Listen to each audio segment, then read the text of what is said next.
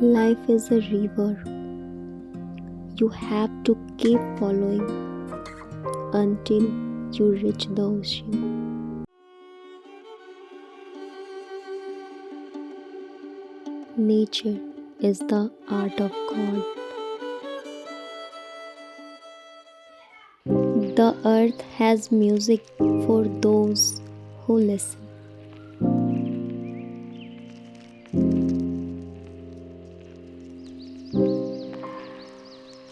In nature, nothing is perfect and everything is perfect.